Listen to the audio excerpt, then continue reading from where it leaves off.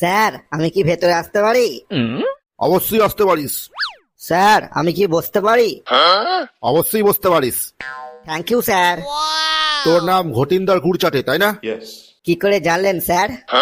আমার 50 বছরের অভিজ্ঞতা, আমি মুখ আর চেহারা দেখলেই বলে দিতে পারি। সত্যি স্যার, আপনাকে ফার্স্ট লুকেই বুঝে গেছি আপনার খুব বিরাট এক্সপিরিয়েন্স। আপনার মতো টিচারের সান্নিধ্যে এসে আমি ধন্য স্যার। তাই নাকি? এবার প্রশ্নের উত্তর দিয়ে আমাকে ধন্য কর। বল, মালভূমি কাকে বলে? স্যার যে ভূমিতে মালপত্র রাখা হয় তাকেই মালভূমি বলে। প্রথমেই ভুল অ্যান্সার। স্যার আরেকবার চেষ্টা করব? বল। স্যার যে ভূমিতে বসে বাংলা মাল খাওয়া হয় তাকেই মালভূমি বলে। ইয়ার কি ধরেছিস? আমার সঙ্গে ইয়ার কি করছিস? আমি কিন্তু মোটেও ইয়ার কি পছন্দ করি না। স্যার আমিও না। এবার বল, সমুদ্রের জল নোনা হয় কেন? স্যার সমুদ্রের জলে যেহেতু লক্ষ লক্ষ জাহাজ চলে, সেই লক্ষ লক্ষ জাহাজের ভেতর কোটি কোটি মানুষ থাকে।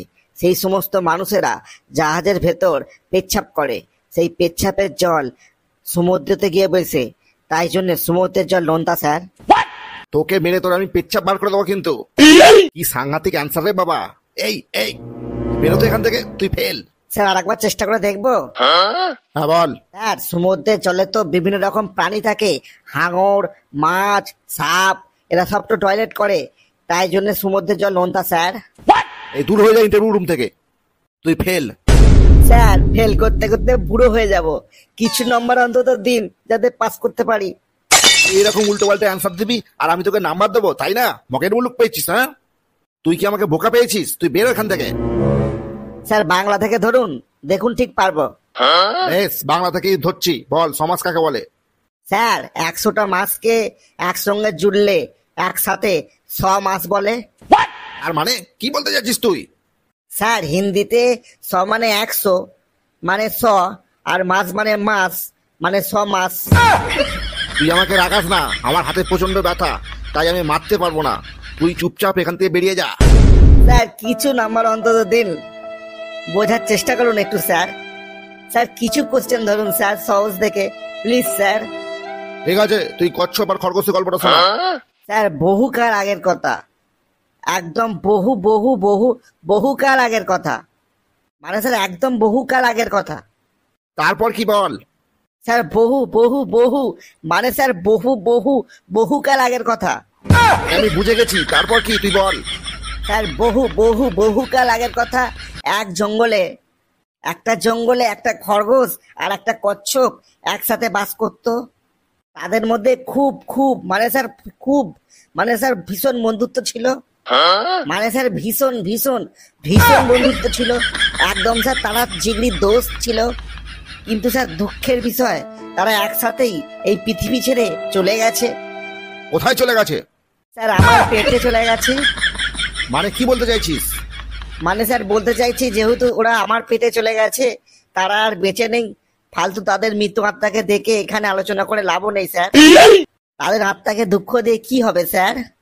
সবাই তো বলে অতীতের কথা না ভেবে বর্তমান নিয়ে ভাবো।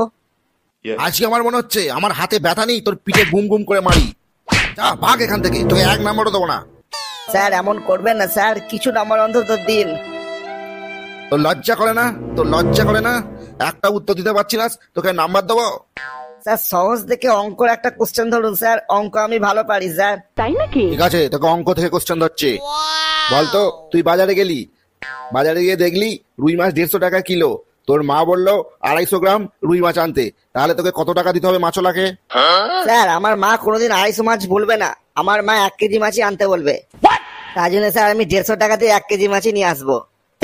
আর তোর মা তোকে 250 মাছ আনতে বললো, তাহলে ক টাকা দিবি মাছলাকে? স্যার কোনোদিন বলবে না, আমার মা কোনোদিন বলতেই পারে না। আমরা 5 জন ফ্যামিলিতে 250 মাছে হয় নাকি? আমাদের 1 কেজি মাছই লাগবে স্যার। ধর 250 মাছই আনতে বললো, তখন কি করবি? আরে স্যার আপনি বুঝছেন না কেন? আমার মা কোনোদিনই বলবে না 250 মাছ আনতে, আমি একাই 250 মাছ সাবার করে দেবো। আমি কিন্তু ইয়ার কি মোটেও পছন্দ করি না। স্যার আমিও না। স্যার আমি একটা কোশ্চেন করছি অঙ্কের, আপনি উত্তর দিন তো দেখি আপনি কেমন অঙ্ক পারেন। কে ইন্টারভিউ দিতে এসছে এখানে, আমি না তুই? আমি দিতে এসেছি, কিন্তু আমার সন্দেহ হচ্ছে আপনি ঠিক মতো অঙ্ক জানেন না। আপনি যদি সঠিক অঙ্ক জানেন তাহলে আমার উত্তরটা দিয়ে দিন, দেখি কেমন পারেন। হ্যাঁ বল, তোর কি প্রশ্ন বল। বলুন তো 98 টাকা কেজি হলে 500 দাম কত? 500 দাম 45 টাকা। Yes. আরে 98 টাকা কেজি হলে 500 দাম কত? 98 টাকা কেজি হলে 500 দাম তো 45 টাকাই হয়। দেখেছেন স্যার, আপনি পাচ্ছেন না। স্যার আমি বলে দিচ্ছি উত্তরটা, 49 টাকা হয়। কি করে হয় 49 টাকা? Sir 98/2 is equal to 49। হ্যাঁ নয় হ্যাঁ স্যার। দূর হয়ে যা আমার ক্লাস থেকে, না তোকে ঘাট ধাক্কাতে বার করে দেবো। স্যার আমি তো চলে যাচ্ছি, কিন্তু আপনি যে অঙ্ক জানেন না, এটা বাড়ি লিক করে দেবো আমি। তোর কাছে কি প্রমাণ আছে আমি বলতে পারিনি? স্যার পকেটে ফোনে রেকর্ডিং চলছে স্যার, আমি আবার ইন্টারভিউ দিতে এসে রেকর্ডিং করি। আপনি যদি কিছু নম্বর দেন তাহলে রেকর্ডিংটা ডিলিট করে দেবো, আর যদি না দেন সবাইকে ভাইরাল করে দেবো চারিয়ে। আচ্ছা ঠিক আছে ঠিক আছে, 5 নম্বর দিয়ে দেবো, ডিলিট করে দিস। এই তো স্যার পথে এসেছেন। ঠিক আছে স্যার, আসছি, ভালো থাকবেন। এইসব ছেলে মানুষ হবে? এসব ছেলে মানুষ হবে?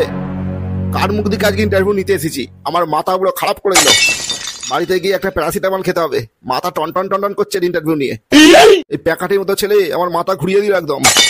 বন্ধু তোমরা কি বলো, 98 টাকা কেজি হলে 500 দাম 45 টাকা হয় না? এইভাবে আমাকে বোকা বানিয়ে গেল। ঠিক আছে বন্ধুরা, আমাদের ভিডিওটা কেমন লাগলো কমেন্ট করে জানাও। এসব দুষ্ট ছেলে ইন্টারভিউ নিতে এসে আমার ব্রেনটাই নষ্ট হয়ে গেল। আর ভালো লাগলে চ্যানেলটাকে সাবস্ক্রাইব করবে, ফেসবুক থেকে দেখলে পেজটাকে ফলো করবে। আজকের মতো রাখলাম, বাই, পরবর্তীকালে দেখা হবে। সবাই সুস্থ থাকো, ভালো থাকো, হাসতে থাকো।